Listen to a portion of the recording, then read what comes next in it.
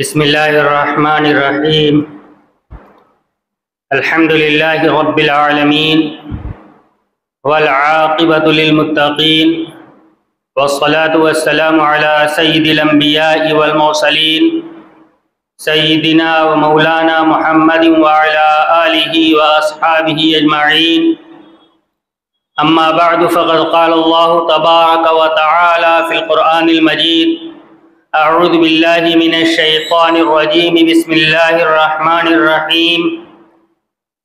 أحسب الناس أن يقولوا آمنا وهم لا يفتنون ولقد فتنا الذين من قبلهم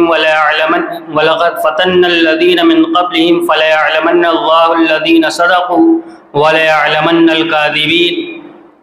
وقال الله تبارك وتعالى: أم حسبتم أن تدخلوا الجنة ولما يأتكم مثل الذين خلوا من قبلكم مستهم البأساء والضراء وزلزلوا حتى يقول الرسول والذين آمنوا معه متى نصر الله ألا إن نصر الله قريب. صدق الله العظيم. وقال النبي صلى الله عليه وسلم: لا تشرك بالله وَإِن قُتِلْتَ أَوْ حُرِّقْتَ أَوْ كَمَا قَالَ عَلَيْهِ الصَّلَاةُ وَالسَّلام. میرے محترم بزرگوں اور عزیز ساتھیوں، اللہ تبارک و تعالیٰ نے قرآن کے اندر ارشاد فرمایا ہے: لَقَدْ كَانَ لَكُمْ فِي رَسُولِ اللَّهِ أُسْوَةٌ حَسَنَةٌ. تمہارے لیے رسول اللہ صلی اللہ علیہ وسلم کی زندگی میں بہترین نمونہ موجود ہے. لہذا دنیا کے اندر پیش آنے والے واقعات، دنیا کے اندر پیش آنے والے حالات، ان سب کا حل حضرت نبی اکرم صلی اللہ علیہ وسلم کی سیرت کے اندر موجود ہے. نبی اکرم صلی اللہ علیہ وسلم کی زندگی کو ہم 3 حصوں کے اندر تقسیم کر سکتے ہیں. ایک حصہ وہ ہے جو حضرت نبی اکرم صلی اللہ علیہ وسلم کی ولادت سے آپ کی بعثت تک کا ہے. دوسرا حصہ بعثت کے بعد سے لے کر نبی اکرم صلی اللہ علیہ وسلم کی ہجرت تک کا، اور تیسرا حصہ ہجرت کے بعد کا. نبی اکرم صلی اللہ علیہ وسلم جب اس دنیا کے اندر تشریف لائے تو آپ عرب کے سب سے محترم خاندان کے اندر آپ کی ولادت ہوئی. بنو ہاشم کے فرزند آپ ہیں اور کعبہ کے متولی حضرت عبد المطلب کے پوتے ہیں. صورت کے اعتبار سے بھی انتہائی وجیح ہیں. خود نبی اکرم صلی اللہ علیہ وسلم نے ارشاد فرمایا ہے: اخی یوسف اصبع وانا املح، کہ میرے بھائی یوسف علیہ السلام سبیع تھے اور میں ملیح ہوں. علماء نے لکھا ہے کہ ملاحت کے اندر وہ بات ہوتی ہے کہ کوئی آدمی جب اس کو دیکھتا ہے ملیح شخص کو تو اس کی نظر اس کی طرف کھینچی چلی جاتی ہے، ہر چیز اپنے تناسب کے ساتھ اپنی جگہ پر موجود ہوتی ہے. اسی کو حضرت حسان ابن ثابت رضی اللہ تعالیٰ عنہ نے کہا تھا کہ لم تر ما احسن منک لم تر قط عینی واجمل منک لم تلد النساء خلقت مبرئا من كل عیب کانک قد خلقت کما تشاء. کہ آپ سے خوبصورت چہرہ آج تک میری آنکھ نے نہیں دیکھا. وَأَجْمَلَ مِنْكَ لَمْ تَلِدِ النِّسَاءُ، اور آپ سے خوبصورت اولاد آج تک کسی نے ماں نے نہیں جنی. خُلِقْتَ مُبَرَّأً مِّن كُلِّ عَيْبٍ، آپ ہر عیب سے پاک ہو کر ایسے پیدا ہوئے ہیں كَأَنَّكَ قَدْ خُلِقْتَ كَمَا تَشَاءُ، گویا کہ آپ ویسے پیدا ہوئے جیسا آپ چاہتے تھے. اس شعر کی تشریح کرتے ہوئے حضرت مولانا طارق جمیل صاحب दामद बरकातुहुम फरमाते हैं कि गोया के शायर ये कह रहे हैं, हज़रत हसन इब्न साबित रज़ियल्लाहु ताला अन्हु कह रहे हैं, ऐसा है गोया खालिक़े कायनात सामने बैठे हैं और हज़रत नबी अकरम सल्लल्लाहु अलैहि वसल्लम उनके रूबरू हैं और खालिक़े कायनात उनसे पूछ रहा है तुम्हारी नाक कैसी होनी चाहिए, तुम्हारी आँख कैसी होनी चाहिए, जो आप फरमा रहे हैं वैसा आपको बनाया जा रहा है। हर एतबार से सबसे खूबसूरत मक्के के अंदर जो आपको देखता वो देखता ही रह जा रहा। आप सबके दरमियान महबूब हैं। बचपन गुजरा, जवानी आई, जो लोगों का आपके साथ ताल्लुक था, जो आप मोहब्बत थी वो बढ़ती चली जा रही। आपके अखलाक से लोग मुतासिर हैं। मक्के के अंदर वो वाक़या हमने बार बार पढ़ा है कि जब बैतुल्लाह की तामीर का वक्त आया और मक्का वालों ने बैतुल्लाह की तामीर करने का फैसला किया तो सारी तामीर के अंदर तो सब साथ साथ चले। जब हजर अस्वद के नस्ब करने का नंबर आया तो आपस में इख्तिलाफ हो गया। अब हर एक कबायली निज़ाम था, हर कबीला ये चाहता था कि हजर अस्वद को अपनी जगह पर नस्ब करने का एजाज़ मुझे मिले। इख्तिलाफ किसी तरह से हल नहीं हो पा रहा था तो बात इस पर ठहरी, कल सुबह को हरम के अंदर जो शख्स सबसे पहले दाखिल होगा उसको हम अपना हकम मान लेंगे। अल्लाह तबारक व तआला का करना, अल्लाह तबारक व तआला की तरफ से ये फैसला हुआ कि अगले दिन जो शख्स सबसे पहले हरम के अंदर दाखिल हुए वो हज़रत नबी अकरम सल्लल्लाहु अलैहि वसल्लम थे। अभी बिअसत नहीं हुई है। जैसे ही दाखिल हुए हर एक की जुबान से निकला कि ये तो मोहम्मद अमीन हैं, अमानतदार और सच्चे मोहम्मद आ गए, हम इनको हाकिम बनाने पर राजी हैं, इनको हकम बनाने पर राजी हैं। सब ने फैसला किया जो आप फैसला करेंगे वही हम मान लेंगे। आप सल्लल्लाहु अलैहि वसल्लम ने अपनी फिरासत से वो फैसला किया कि एक चादर बिछाए, उसके ऊपर हजर अस्वद को रखा और हर कबीले के सरदार से कहा कि चादर उठाकर ले चलो। और फिर जगह पर पहुंचने के बाद आपने अपने हाथ से उठाकर उस हजर अस्वद को अपनी जगह पर लगा दिया और वो मामला जो आपस की खुरेजी का सबब बनने वाला था नबी अलैहिस्सलातु वस्सलाम के ऊपर सब मुत्तफिक हुए और आपने फिरासत से उसको हल कर दिया। हर एक आपका मद्दाह है। फिर जिंदगी का मरहला आगे बढ़ता रहा। नबी अकरम सल्लल्लाहु अलैहि वसल्लम को नबी बना दिया गया। गार हिरा के अंदर हज़रत जिब्रील अमीन अलैहिस्सलातु वस्सलाम आ गए और आपको नबी बना दिया गया। आप लौट कर अपने घर को आए हैं। हज़रत खदीजा रज़ियल्लाहु ताला अन्हा से तज़किरा किया है और साथ में ये भी कहा कि मुझे अपनी जान का अंदेशा हो रहा है। हज़रत खदीजा रज़ियल्लाहु ताला अन्हा ने आपके जिसकी जो सिफ़ात बयान फरमाई है वो सिफ़ात क्या थी कि अल्लाह तबारक व तआला आपको कभी ज़ाया नहीं करेगा। क्यों? इन्नका लतसिलुर रहीम, आप सिला रहमी करते हैं। इन्नका लतसिलुर रहीम व तहमिलुल कल, आप कमज़ोरों का बोझ उठाते हैं। व तक्सिबुल मादूम, नादारों के लिए आप कमाते हैं, उनके लिए खर्चे का इंतज़ाम करते हैं। व तुईनु अला नवाइबिल हक़, आप आसमानी आफतों के वक्त लोगों की मदद करते हैं। जिसके अंदर ये सिफात मौजूद हो उसको अल्लाह तबारक व तआला ज़ाया नहीं करेंगे। ये आपकी पिछली ज़िंदगी है जो हज़रत खदीजतुल कुबरा रज़ियल्लाहु ताला अन्हा की ज़ुबान से निकल रही। 3 साल तक आपने खुफिया तौर पर लोगों को दावत दी।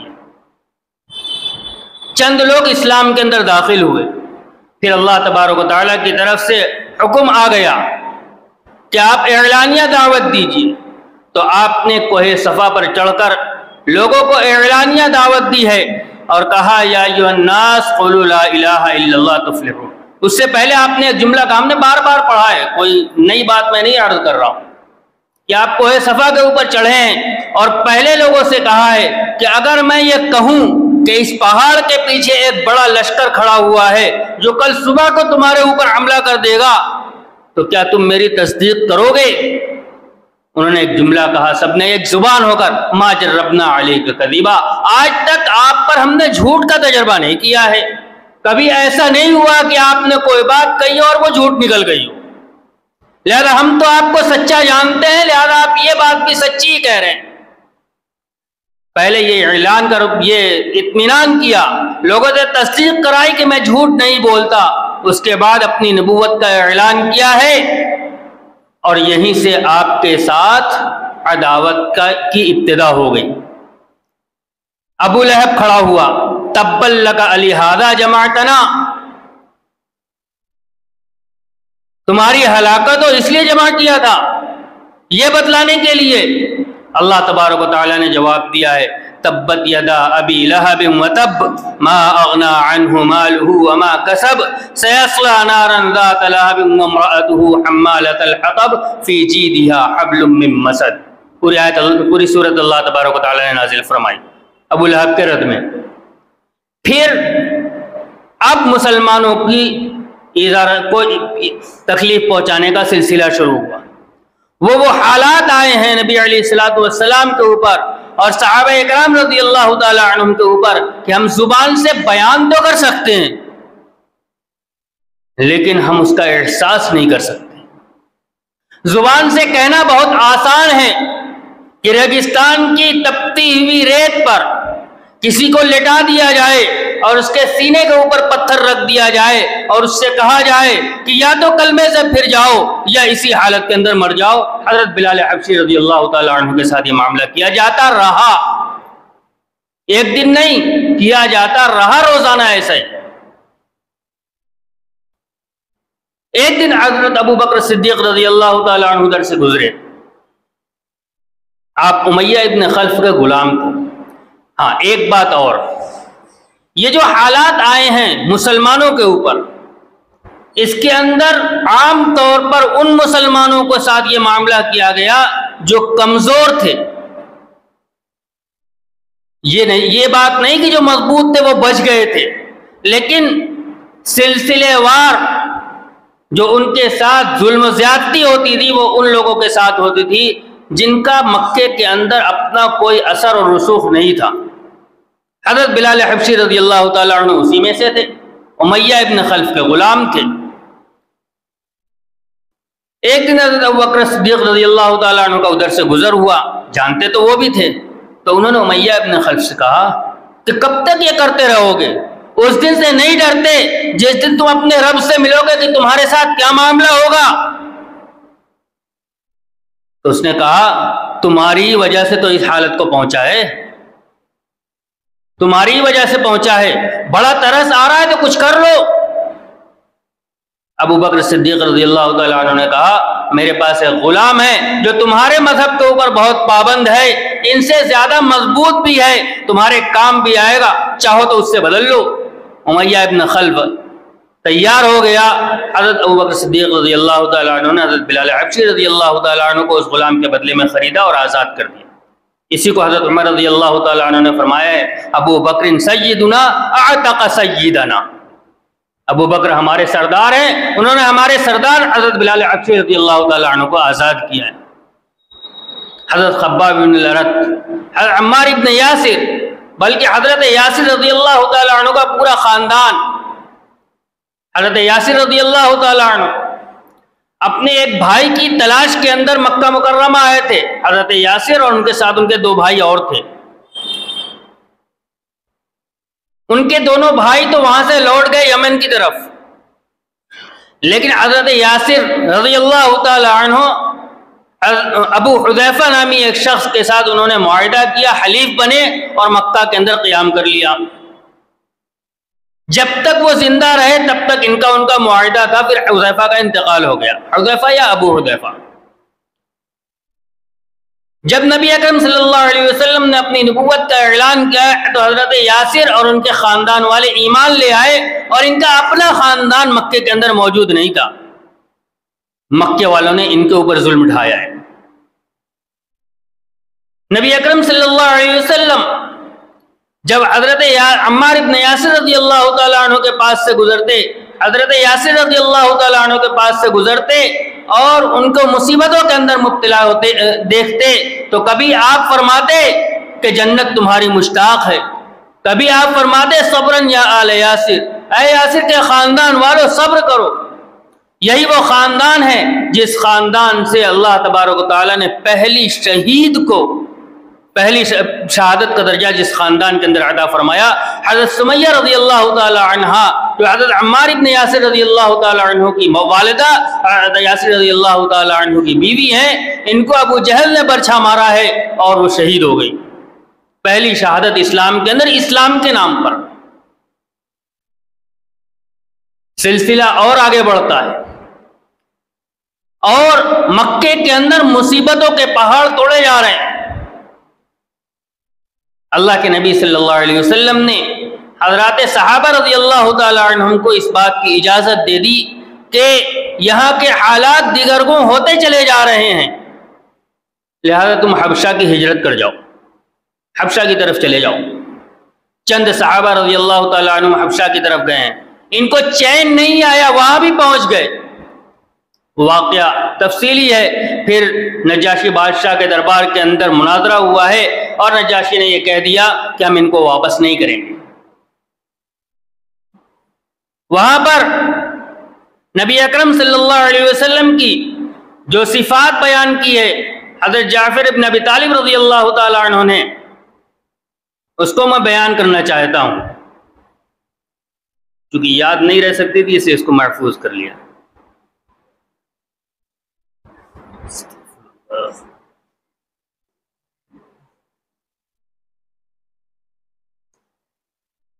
کیا صفات ہے ان کی، کیا تعلیمات نبی علیہ الصلوۃ والسلام کی؟ نمبر 1 توحید۔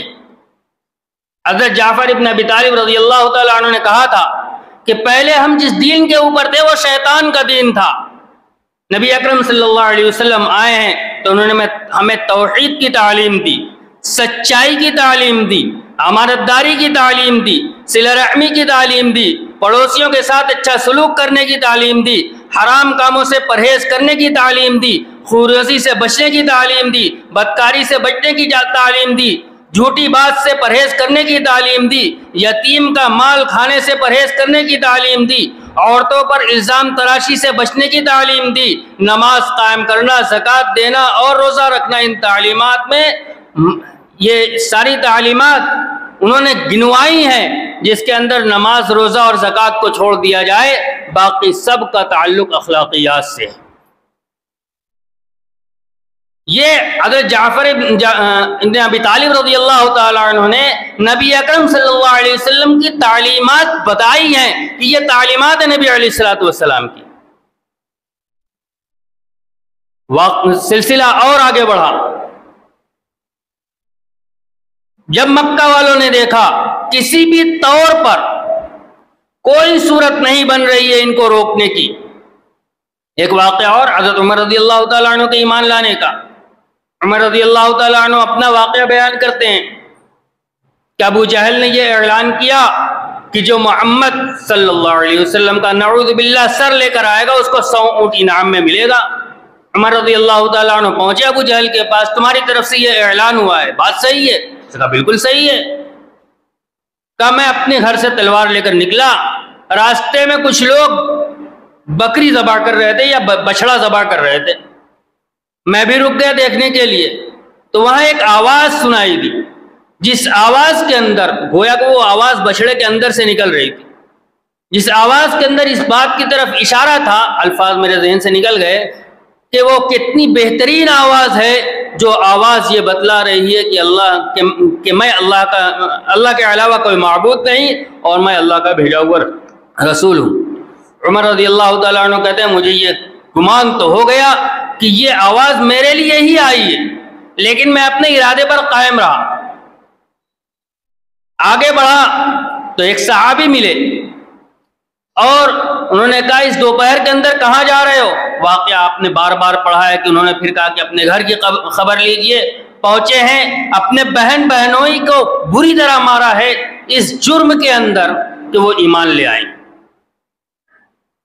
اور پھر وہ واقعہ ہے کہ بہن کی ایک بات دل کو لگی، رکے اور پھر اس کے بعد کہا کیا پڑھ رہے تھے مجھے دکھلاؤ.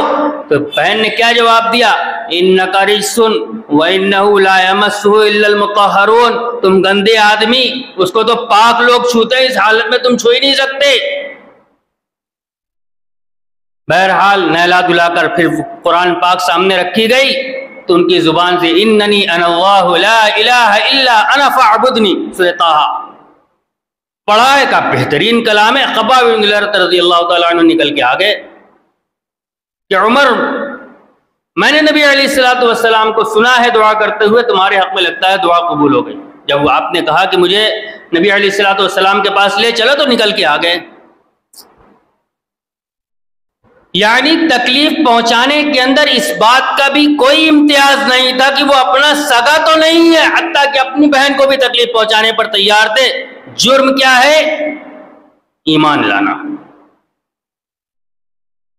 پھر ایک تجویز لے کر آئے کفار مکہ. ہو سکتا ہے ترتیب کچھ مقدم مؤخر ہو گئی ہو. تجویز کیا تھی؟ چلو بیچ کا راستہ نکالتے ہیں، 1 سال تم ہمارے معبود کی عبادت کرو، 1 سال ہم تمہارے معبود کی عبادت کرتے ہیں، مصالحت کر لی جائے، نہ ہم کچھ کریں نہ تم کچھ کرو.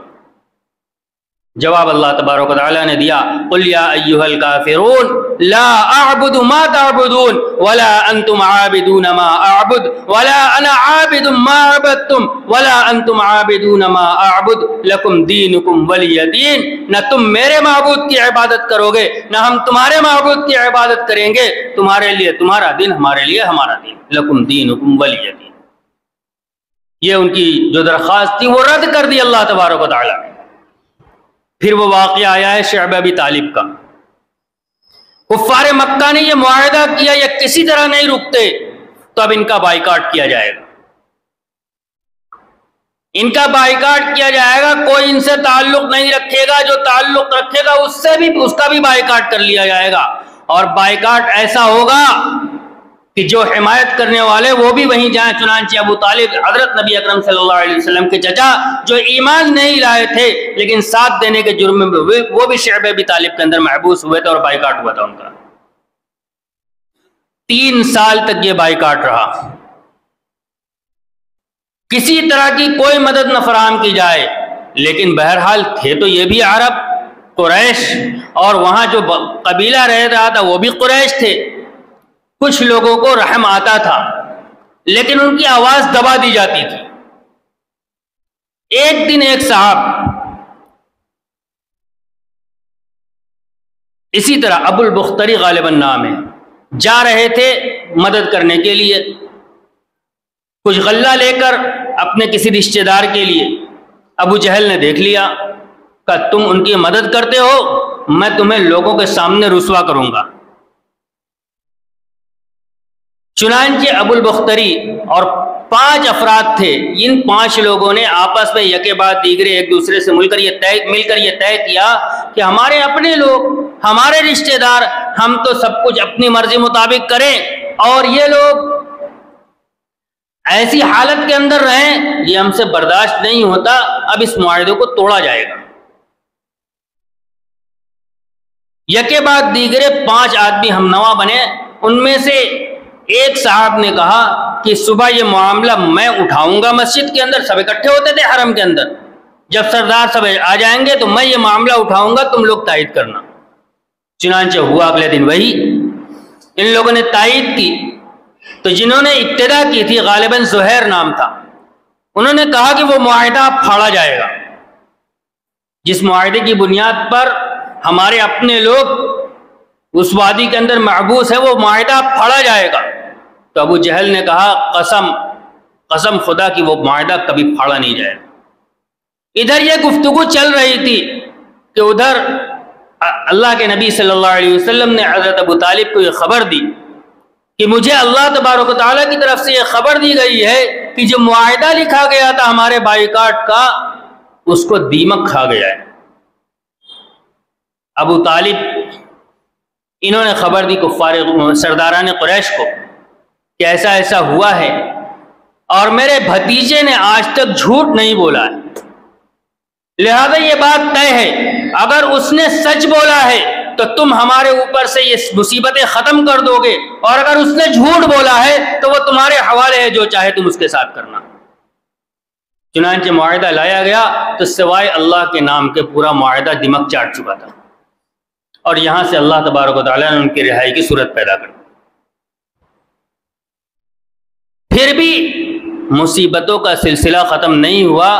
اللہ تبارک و تعالیٰ نے پھر نبی علیہ الصلوۃ والسلام نے طائف کا سفر کیا۔ طائف کے اندر جو حالات آئے وہ سب آپ کے سامنے ہیں کہ اوباش لڑکوں کو پیچھے لگایا گیا، آپ کی جوتیاں آپ کے خون سے چپک گئیں، پہاڑ کے فرشتے آ گئے کہ آپ کہیے تو اس کو ملا دیا جائے اور یہ اسی کے اندر ختم ہو جائیں۔ یہ پوری داستان ہے صحابہ رضی اللہ تعالی عنہم کے اوپر جو مصائب آئے ہیں، جو مصیبتیں آئی ہیں، اس کی اس پوری 13 سالہ زندگی کے اندر نبی اکرم صلی اللہ علیہ وسلم نے کیا کیا ان سب صورتوں کے اندر۔ سیرت اٹھا کر پڑھ جائیے، کوئی احتجاجی جلسہ نہیں ہے، کہیں کسی کے سامنے اپنی آواز نہیں بلند کی ہے۔ کیا کیا ہے؟ صبرن یا آل یاسر، صبر کرو، اور کیا کرو؟ اپنا ایمان مضبوط کرو۔ اگر مصیبت کی تاب نہیں لا سکتے، اپنے ایمان کو بس چھپا کر رکھو۔ حضرت ابو ذر رضی اللہ تعالیٰ عنہ سے کہا تھا، یہ آپ کی شفقت تھی۔ حضرت ابو ذر رضی اللہ تعالیٰ عنہ جب آئے ہیں ایمان لانے کے لیے، واقعہ کتابوں کے اندر موجود ہے، ایک روایت کے مطابق آپ کے ایک بھائی مکہ مکرمہ آئے تھے اور واپس جا کر انہوں نے بتایا کہ مکہ کے اندر ایک شخص ہے جو نبوت کا دعویٰ کرتا ہے اور اس کی تعلیمات یہ ہیں۔ تو انہوں نے کہا کہ مجھے تسلی نہیں ہوئی، خود آئے۔ اور ایک روایت کے مطابق جب خبر ملی حضرت ابو ذر رضی اللہ تعالیٰ عنہ کو، تو انہوں نے اپنے بھائی کو بھیجا، اور جب یہ واپس پہنچے تو کہا کہ مجھے تسلی نہیں ہوئی، اور پھر خود آئے ہیں۔ مکے کا عالم کیا ہے، 3 دن تک ہیں، کسی سے پوچھنے کی ہمت نہیں ہو رہی ہے کہ پوچھے کہ کون ہے۔ ایک شخص سے پوچھا تو کیا پوچھا کہ وہ صابی کون ہے؟ صابی کا مطلب جو بددین ہو گیا۔ یہ پوچھنے کی ہمت نہیں ہوئی کہ جس نے نبوت کا دعویٰ کیا وہ کون ہے۔ سوچا انہی کی زبان میں سب صابی کہہ رہے ہیں، سب صابی کہہ رہے ہیں، میں بھی وہی پوچھ لیتا ہوں۔ پہلے تو یہ دیکھا کہ آدمی کمزور ہو، کہ کچھ اگر کام چل سکے، مضبوط آدمی سے پوچھیں گے وہی 2 ہاتھ رکھ دے گا تب کیا ہوگا۔ کمزور آدمی کو ڈھونڈا، اسے پوچھا صابی کون ہے، تو اس نے وہیں سے چلا کے کہا اس کو دیکھو یہ صابی کو پوچھتا ہے۔ بس سب اکٹھے ٹوٹ پڑے۔ بہرحال 3 دن تک رہے، لیکن آخری صورت یہی بنی۔ حضرت علی رضی اللہ تعالیٰ عنہ کا احساس ہو گیا، انہوں نے پوچھا، تو بہرحال اشارے کے نام میں وہ گفتگو طویل ہے۔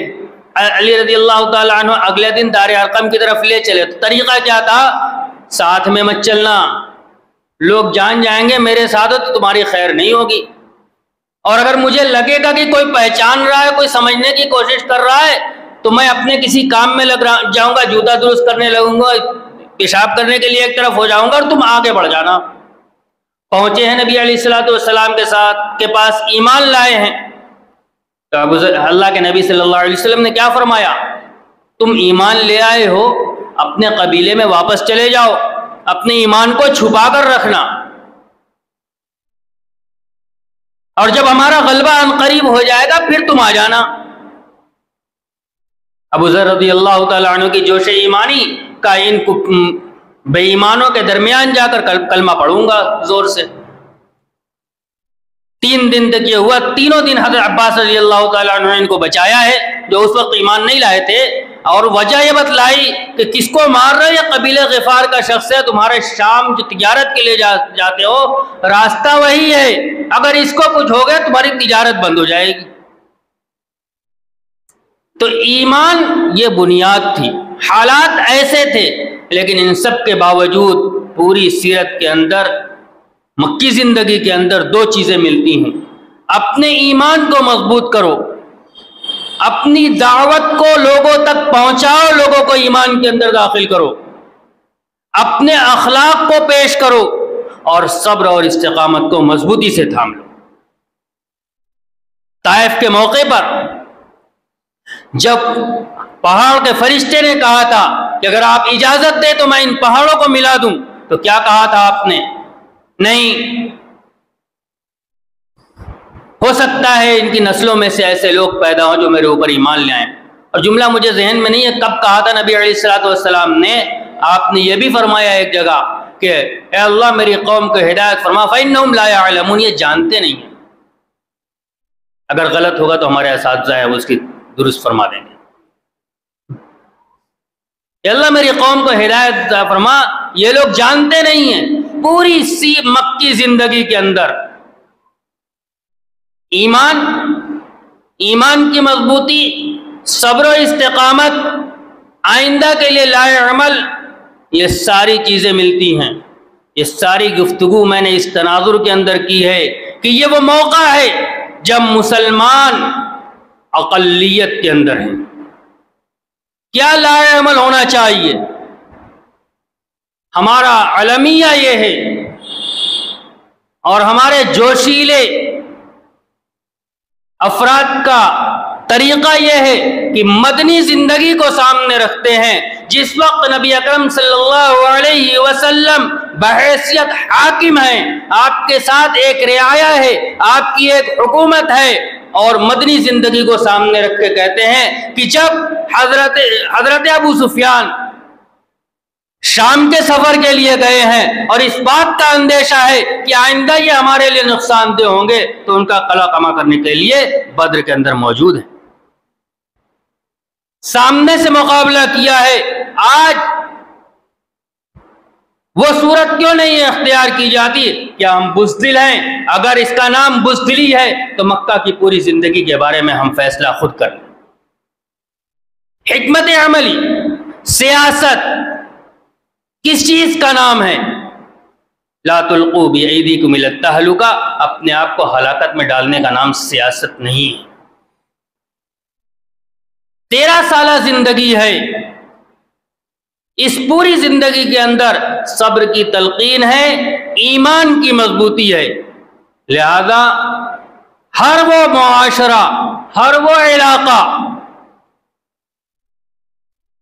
جہاں مسلمان اقلیت کے اندر ہوں، ان کے لیے نمونہ مکی زندگی ہے، مدنی زندگی نہیں۔ مکی زندگی کو سامنے رکھ کر اپنا آئندہ کا لائے عمل طے کیا جائے گا، جس کی سب سے پہلی جو چیز ہے وہ یہ ہے کہ اپنا ایمان مضبوط کیا جائے۔ اس ایمان اور اپنی زندگی کے اعمال درست کیے جائیں۔ وعد اللہ الذین آمنوا منکم وعملوا الصالحات لیستخلفنہم فی الارض کما استخلف الذین من قبلہم وليمکنن لهم دینہم الذی ارتضی لهم وليبدلنہم من بعد خوفہم امنا یعبدوننی لا یشرکون بی شیئا ومن کفر بعد ذلک فاولئک هم الفاسقون۔ اللہ تبارک و تعالیٰ کا وعدہ ہے ایمان والوں سے اور ان لوگوں سے جو ایمان کے ساتھ عمل صالح کے اوپر ہوں، کیا لَيَسْتَخْلِفَنَّهُمْ فِي الْأَرْضِ، ایمان اور عمل صالح رہے گا تو زمین کے اندر خلافت ملے گی۔ وَلَيُمَكِّنَنَّ لَهُمْ دِينَهُمُ الَّذِي ارْتَضَىٰ لَهُمْ، اور اللہ ان کے لیے اس دین کو مضبوط کرے گا جس سے اللہ خود راضی ہے ان کے لیے۔ وَلَيُبَدِّلَنَّهُم مِّن بَعْدِ خَوْفِهِمْ أَمْنًا، اور ان کے خوف کے بعد ان کے خوف کو امن سے تبدیل کرے گا۔ کیا ہے شرط؟ کیا ہے؟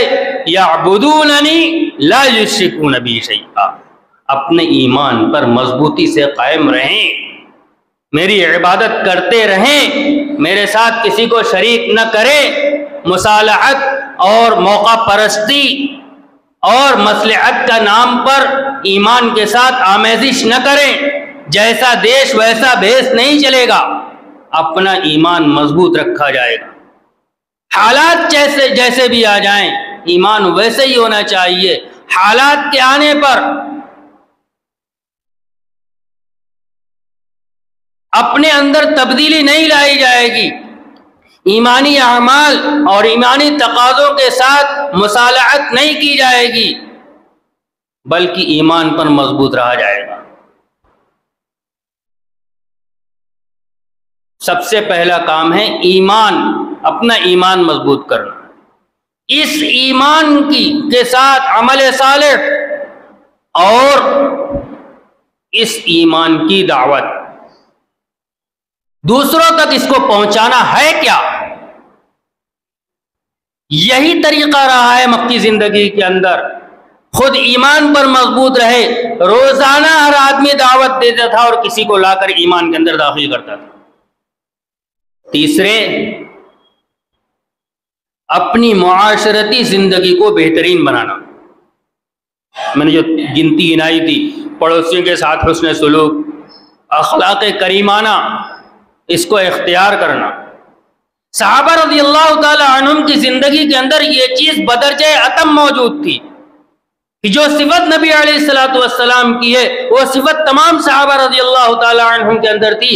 سیرت کے اندر ایک واقعہ ملتا ہے کہ جب حضرت نبی اکرم صلی اللہ علیہ وسلم کو شعب ابی طالب کے اندر محبوس کر دیا گیا تھا تو اس وقت حضرت ابو بکر صدیق رضی اللہ تعالی عنہ وہ باہر تھے، ان کے اوپر قابو نہیں چلا تھا، تو اس وقت وہ نکل چلے کہ چلے ہم حبشہ کے اندر چلتے ہیں۔ میں نے تو کتاب کے اندر ایسے ہی پڑھا ہے کہ تو راستے میں ابن دغنہ مل گیا، کہاں چلے؟ کہا تمہاری قوم مجھے اپنے طریقے پر عبادت کرنے نہیں دیتی، میں جا رہا ہوں مکہ چھوڑ کر۔ کہا نہیں، تم جیسا آدمی مکہ چھوڑ کر نہیں جائے گا۔ پھر کیوں نہیں جائے گا؟ کیا صفات ہیں؟ وہ ساری صفات جو حضرت خدیجہ رضی اللہ تعالی عنہا نے نبی علیہ الصلوۃ والسلام کی گنائی تھی، بعینی وہی صفات ابن دغنہ ابو بکر رضی اللہ تعالی عنہ کے بارے میں گنا رہا ہے کہ آپ صلہ رحمی کرنے والے ہیں، آپ لوگوں کے بوجھ اٹھانے والے ہیں، آپ ناداروں کے لیے کمانے والے ہیں، آپ آسمانی مصیبتوں پر لوگوں کی مدد کرنے والے، ایسا آدمی یہاں سے جائے گا نہیں، آپ میری امان میں واپس چلیے۔ تیسرا کام ہے اپنی زندگی کے اندر وہ اخلاق لانا جس اخلاق سے دوسرے لوگ مسخر ہو جائیں۔ یہ کام کرنے کے ہیں، اس کے ذریعے سے ہمارے حالات درست ہوں گے۔ آج پوری دنیا کے اندر مسلمانوں کو بد اخلاق بتلایا جا رہا ہے، یہ دکھلایا جا رہا ہے کہ مسلمان بد اخلاق ہیں۔ لہذا اب ہماری یہ ذمہ داری ہے کہ ہم اخلاق پیش کریں، ہم انسانیت کے لیے ہیں۔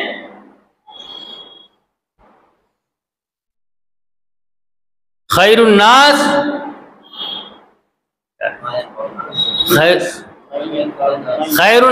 من ينفع الناس، لوگوں میں سب سے بہترین شخص وہ ہے جو لوگوں کو نفع پہنچائے۔ کنتم خیر امت اخرجت للناس، تم بہترین امت ہو، تم لوگوں کی نفع رسانی کے لیے نکالے گئے ہو۔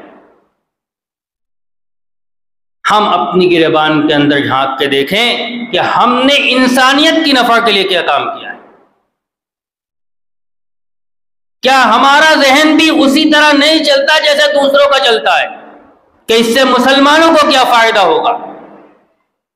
مسلمان کی سوچ یہ ہے کہ اس سے انسانیت کو کیا فائدہ ہوگا، انسانیت کو فائدہ ہوگا تو مسلمانوں کو بھی فائدہ ہوگا، مسلمانوں کو اگر فائدہ ہوگا ہمارے کسی عمل سے، یہ بھی فائدے سے خالی نہیں ہے، اس کا بھی ثواب ملے گا، لیکن اس سے غیروں کے اندر ہماری چھوی اچھی نہیں بنے گی کہ یہ تو مسلمانوں کے لیے کام کرتا ہے۔ جس راستے سے مسلمانوں کو بدنام کیا جا رہا ہے اس راستے کے ذریعے سے مسلمانوں کی چھوی پیش کی جائے۔ ہو سکتا ہے مجھ سے لوگوں کو اختلاف ہو، لیکن میری اپنی رائے یہی ہے۔ آج مسلمانوں کو سب سے زیادہ بدنام جو کیا جا رہا ہے وہ میڈیا اور سوشل میڈیا کے ذریعے سے۔ ہماری صحیح چھوی اس راستے سے جانی چاہیے۔ میڈیا ہمارے اختیار میں نہیں ہے، لیکن سوشل میڈیا ہر آدمی کے ہاتھ میں ہے۔ دوسری ضرورتوں کے لیے آدمی استعمال کر رہا ہے، مسلمان اور اسلام کی چھوی صحیح پیش کرنے کے لیے اس کو استعمال کرے۔ لہذا جب کسی بینر کے تلے کوئی ایسا کام کیا جائے جس سے اسلام کی چھوی سدھر سکتی ہے تو اس کو خوب عام کیا جائے۔ ایک غیر مسلم ہیں، جن نام ذہن سے نکل رہا ہے، یہ IAS PCS کی تیاری کراتے ہیں. انہوں نے اپنا ایک انٹرویو دیا ہے جس کے اندر یہ بتلایا کہ میں نے RSS کیوں چھوڑا. اس میں انہوں نے کہا ہے کہ میں جس علاقے میں رہتا تھا وہاں میں نے اس کو RSS کو جوائن کیا تھا اور ان کی شاخاؤں کے اندر جاتا تھا. جس اسکول میں پڑھتا تھا وہاں کوئی مسلمان نہیں تھا. پھر جب میں آگے بڑھا، کالج کے اندر گیا تو مسلمانوں سے سابقہ ہوا اور اس میں ایک لڑکا تھا جس کے ساتھ میری دوستی ہو گئی. جب میں نے مسلمان کو قریب سے دیکھا اور اسلام کو قریب سے دیکھا تو مجھے سمجھ میں آیا کہ اب تک جو مجھ کو سکھلایا گیا تھا، جو بتلایا گیا تھا، اسلام اور مسلمانوں کے اندر تو ایسی کوئی چیز ہے ہی نہیں. جو لوگوں کو بتلایا جا رہا ہے، جب تک اس کی اصلاح ہم اسی راستے سے نہیں کریں گے جس راستے سے بتلایا جا رہا ہے، تب تک اس کی اصلاح نہیں ہوگی. میں اس کی ایک تازہ مثال پیچھے ہمارے سامنے گزری ہے. لاک ڈاؤن کے زمانے میں ایک طرف سے مسلمانوں کی شبیہ خراب کرنے کی پوری کوشش کی گئی، لیکن دوسری طرف سے مسلمانوں نے انسانیت کی جو مدد کی ہے وہ بھی اسی سوشل میڈیا کے اوپر آیا ہے. انہی لوگوں نے اس بات کا اعتراف کیا ہے کہ اس کے اندر مسلمانوں نے جیسا کام کیا ہے ویسا تو ہمارے اپنے رشتہ داروں نے نہیں کیا. یہ راستہ ہے سب سے پہلے اپنے ایمان کو مضبوط کرنا، اس ایمان کی دعوت دوسروں تک پہنچانا اور اپنے معاملات کو، اپنے اخلاق کو لوگوں کے سامنے پیش کرنا. اس کے ذریعے سے ہمارے حالات درست ہوں گے اور اللہ تبارک و تعالیٰ کا وہ وعدہ پورا ہوگا. وعد اللہ الذین آمنوا منکم وعملوا الصالحات لیستخلفنہم فی الارض. حالات ہمارے کیا ہیں؟ ہمارے سے مراد ملک کے مسلمانوں کے حالات یہ ہیں کہ ماحول تبدیل ہوا تو کوئی کسی رنگ میں رنگ گیا، کوئی کسی رنگ میں رنگ گیا. یہ چیز ہمارے لیے بھی نقصان دہ اور ہماری قوم کے لیے بھی نقصان دہ. اس کے ذریعے سے ہم اپنے آپ کو محفوظ رکھ سکتے ہیں، مضبوط رکھ سکتے ہیں اور اسی کے ذریعے سے ہماری فلاح و بہبود ممکن ہے. یہ حالات جو ہمارے اوپر آئے ہیں، یہ حالات میں نے واقعات پورے آپ کے سامنے ذکر کر دیا. کس کے اوپر حالات آئے ہیں؟ نبی علیہ الصلوۃ والسلام کے اوپر اور ان صحابہ کے اوپر جن کے بارے میں اللہ تبارک و تعالیٰ نے قرآن کے اندر کہہ دیا رضی اللہ عنہم ورضوا عنہ. ان کے اوپر حالات آئے ہیں اور ان سے مخاطب ہو کر اللہ تبارک و تعالیٰ نے فرمایا تھا، میں نے خطبے کے اندر وہ آیت تلاوت کی تھی، احسب الناس ان یترکوا ان یقولوا آمنا وہم لا یفتنون. کیا لوگوں نے یہ سمجھ لیا ہے کہ وہ آمنا کہنے کی بنیاد پر چھوڑ دیے جائیں گے اور انہیں آزمایا نہیں جائے گا؟ وَلَقَدْ فَتَنَّ الَّذِينَ مِن قَبْلِهِمْ، ہم سے پہلے لوگوں کو بھی ہم نے آزمایا ہے. فَلَيَعْلَمَنَّ اللَّهُ الَّذِينَ صَدَقُوا وَلَيَعْلَمَنَّ الْكَاذِبِينَ. کیوں ہو رہا ہے ایسا؟ تاکہ اللہ جان لے کہ تم میں کون سچا ہے کون جھوٹا ہے. اللہ تو جانتا ہی ہے، اللہ سب کو جنوانا چاہتا ہے. دیکھو کیا حالات، کون صحیح، کون سچا ایمان والا ہے اور کون اپنے ایمان کے اندر کمزور ہے. دوسری آیت جو میں نے تلاوت کی تھی اس کے اندر اللہ تبارک و تعالیٰ فرماتے ہیں، ام حسبتم ان تدخلوا الجنة ولما یأتکم مثل الذین خلوا من قبلکم. کیا تم سمجھتے ہو کہ جنت کے اندر داخل ہو جاؤ گے اور تمہارے اوپر ابھی وہ حالات نہیں آئے جو تمہارے پچھلی امتوں کے اوپر آئے تھے؟ مستهم البأساء والضراء وزلزلوا. ان کو مصیبتیں پہنچی، ایسی مصیبتیں پہنچی کہ ان کو جھنجھوڑ دیا گیا. حتی یقول الرسول والذین آمنوا معه، یہاں تک کہ رسول اور جو ان کے ساتھ ایمان والے تھے کہنے لگے متی نصر اللہ، اللہ کی مدد آخر کب آئے گی؟ اللہ تبارک و تعالیٰ نے جواب دیا الا ان نصر اللہ قریب. آپ کہہ دیجئے کہ یقیناً اللہ کی مدد قریب ہے. سن لو، اللہ کی مدد قریب. تو حالات تو آئیں گے اور پہلی مرتبہ اس ملک کے مسلمانوں کے اوپر حالات نہیں آئے ہیں. انگریزوں کے زمانے کے اندر بھی اسلام کے اوپر حملہ ہوا، ملک کی آزادی کے وقت بھی اسلام کو لقمہ بنانے کی کوشش کی گئی. آج بھی دور آیا ہے، ہر زمانے کے اندر ہمارے اکابر نے امت کے ایمان کی حفاظت کی پہلے فکر کی ہے. کبھی دارالعلوم دیوبند کا قیام عمل میں آیا، کبھی مکاتب کا جال بچھایا گیا. آج بھی ضرورت ہے کہ ہم پہلے اپنے ایمان کی حفاظت کی، اپنے نسلوں کے ایمان کی حفاظت کی فکر کریں، اور ساتھ ہی ساتھ اسلام اور ایمان، مسلمان اور مومن کی صحیح شبیہ جو قرآن و سنت کے مطابق ہے اپنے عمل کے ذریعے برادران وطن کے سامنے پیش کرے۔ اسی کے ذریعے سے ہمارے حالات درست ہوں گے۔ اللہ تبارک و تعالی ہمیں توفیق عطا فرمائے۔ وآخر دعوانا الحمد للہ رب العالمین۔